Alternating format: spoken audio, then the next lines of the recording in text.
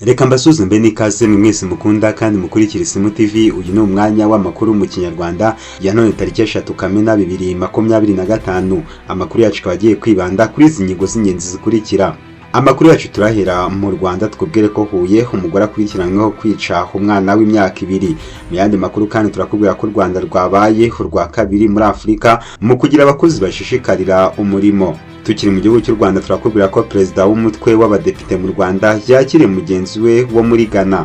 Amakuru yacu turasubiza muri Afurika y'Uburasirazuba, tukubwire ko Uganda ibyebe bibiri byarashwe bigiye kwiturikirizaho ibisasu. Ni amakuru mwateguriwe kandi mujye kwizwa nanjye Jean Harerimana. Musaba gukora subscribe, share, like, comment ku Isimu TV kugira ngo amakuru n'ibiganiro byacu bikomeze kugira umunsi ku wundi. Amakuru ku buryo burambuye ni mu kanya. Ikaze makuru yacu ku buryo burambuye katuyahere ku inkuru ivuga ko Huye umugore akurikiranyweho kwica umwana we w'imyaka 2. Umukobwa w'imyaka 20 wo mu murenge wa Tumba akarere ka Huye ari mu maboko y'ubutabera akurikiranywe icyaha cy'ubwicanyi gikomeye nyuma yo gushinjwa ko yishe umwana we w'imyaka 2 amushugunye mu musarane muri uyu murenge. Uyu mukobwa ari usanzwe akora akazi ko mu rugo mu gipangu giherereye mu kagari ka Cyarwa yafashe umwana we amujyana mu bwiherero bw'iyo nzu nk'uko bitangazwa n'ubushinjacyaha. Uyu mubyeyi ashyize umwana mu musarane wa metero 20 agerageza kumutsindagira kugeza agwemo burundu. Abaturanyi n'abaraho bahise bagerageza kumukuramo ariko byari byatinze kuko bamusanze yamaze gupfa. Yisobanura avuga ko yari yananiwe n'ubuzima. Mwibazwa ryakozwe n'inzego z'iperereza, uyu mukobwa yavuze ko yari asigaye mu buzima bugoye nta bushobozi bwo kurera umwana ndetse n'umugabo wamubyaye ko atigeze yitwara nk'umubyeyi. Yagize ati sinari ngifite icyo kumuha, nagerageje byose biranga, umugabo wanteye inda yaranyihakanye, sinzi aho aherereye.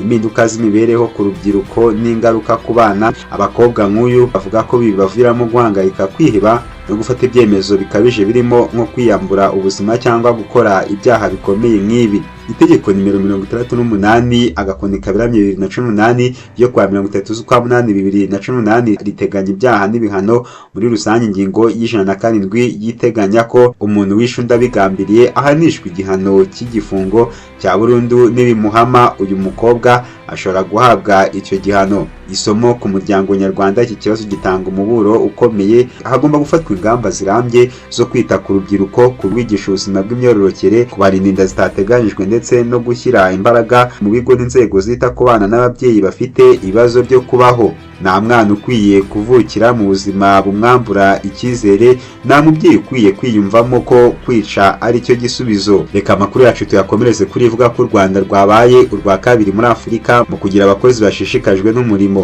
Raporo y'ikigo cyo muri Leta Zunze Ubumwe za Amerika Gallup isesengura ibijyanye n'umurimo yashyize u Rwanda ku mwanya wa kabiri muri Afurika mu bihugu bifite abakozi bashishikariye akazi bakora. Gallup ni ikigo cyashinzwe mu 1935 kizwiho gutanga amakuru afasha inzego zitandukanye nko mu bijyanye n'ubuyobozi, guteza imbere umurimo, kunoza serivisi zihabwa abakozi n'ibindi bijyanye n'imibereho myiza y'abaturage. Iki kigo kizobereye mu bijyanye no gukusanya ibitekerezo by'abakozi mu mirimo itandukanye ku isi, kikabisesengura bigafasha ibihugu kuziba ibyuho biri mu bijyanye n'umurimo. Iki kigo giherereye Washington DC, kikagira ibiro mu yindi mijyi ikomeye nka Londres, Berlin, New York, Singapore, Sydney, Abu Dhabi n'ahandi. Gikusanya amakuru yo mu bihugu birenga 160.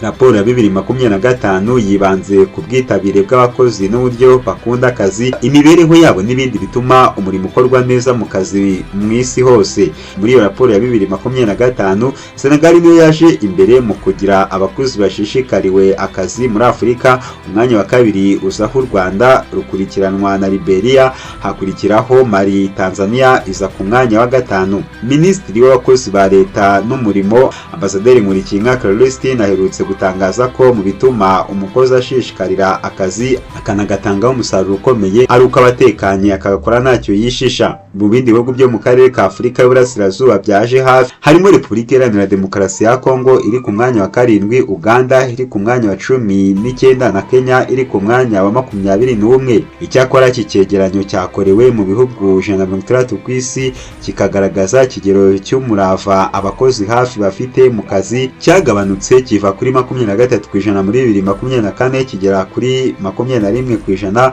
muri 2022, bituma ubukungu bw'isi bugabanyukaho miliyari 438 z'amadolari.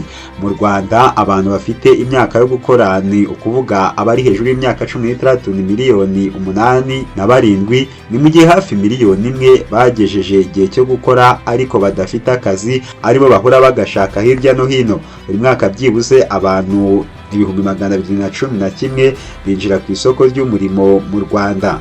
Amakuru yacu reka tuyakomereze kuri inkuru ivuga ko perezida w'umutwe w'abadepite mu Rwanda yakire mugenzi we wo muri Ghana.